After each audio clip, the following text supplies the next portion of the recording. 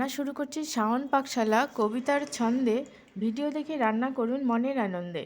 নমস্কার বন্ধুরা, শাওন পাকশালাতে সবাইকে স্বাগত জানাই। আজকে আবার একটা রান্নার নতুন রেসিপি নিয়ে এসেছি।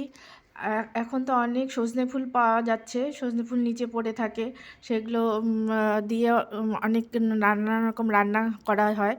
তা আমি আজকে যেটা সজনে ফুল দিয়ে রান্না করব সেটা হচ্ছে ভাপে সজনা ফুল। তার জন্য সজনা ফুলগুলোকে নিয়ে এসে আমি ভালো মতো করে বেছে নিয়ে ধুয়ে রেখেছি। এখানে নিয়েছি সাদা সর্ষে, কালো সর্ষে, পোস্ত আর একটু নারকেল দিয়ে মিহি পেস্ট করে নিয়েছি। এখানে নিয়েছি কালো জিরে আর কুচি করা কাঁচা লঙ্কা। এখন আমি প্রথমে আমি সজনে ফুলগুলোকে একটু তেলের মধ্যে ভাজা করে নেব। সজনে ফুল ভাপাটা করার আগে আমি সজনে ফুলগুলোকে একটু তেলের মধ্যে ভাজা করে নেব হালকা করে। আমি তার জন্য কড়াইতে অল্প সর্ষের তেল দিয়েছি। এখন আমি সজনে ফুলগুলো দিয়ে দেবো এর মধ্যে। সজনে ফুলটা দেওয়ার পরে আমি দিয়ে দিচ্ছি অল্প পরিমাণে হলুদ গুঁড়ো।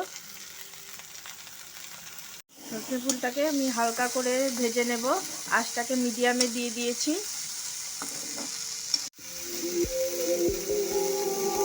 আমার সজনে ফুলটা হালকা করে ভাজা হয়ে গেছে, আমি এখন গ্যাসটাকে অফ করে দিচ্ছি।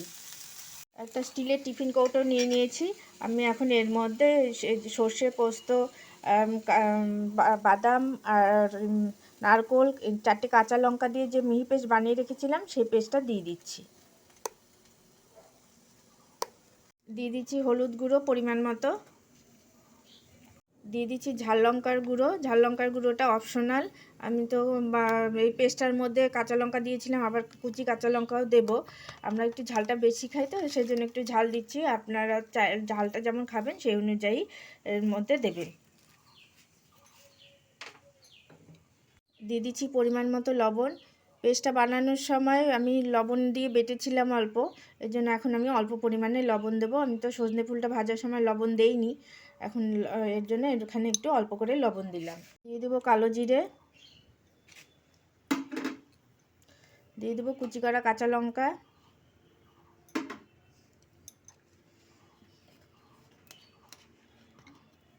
দিয়ে দেবো কাঁচা সর্ষের তেল। এখন এর মধ্যে দিয়ে দেবো ভেজে রাখা সজনে ফুলটা।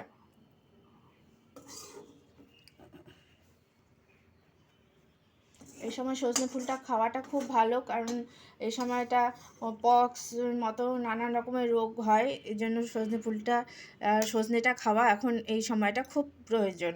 আপনারা বাজারে বা যদি আপনাদের বাড়িতে থাকে তাহলে আপনারা কিন্তু সজনে ফুলটা খাবেন।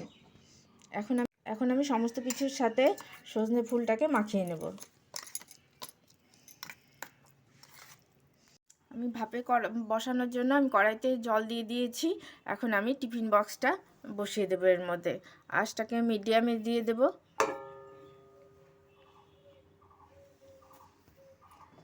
একটা নোড়া চাপা দিয়ে দিচ্ছি।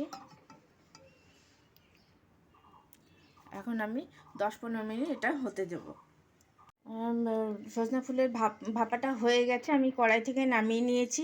দেখুন কি সুন্দর হয়েছে, দেখতে কত সুন্দর লাগছে। এটা গরম ভাতের সাথে খেতে যা ভালো লাগবে না। আপনারাও এটা করে খাবেন, আর খেয়ে ভালো লাগলে আমার চ্যানেলটিকে সাবস্ক্রাইব করবেন, লাইক করবেন, শেয়ার করবেন এবং কমেন্ট করে আমার পাশে থাকবেন। এর শেষে একটু অল্প কাঁচা সর্ষের তেল উপর থেকে দিয়ে দিচ্ছি।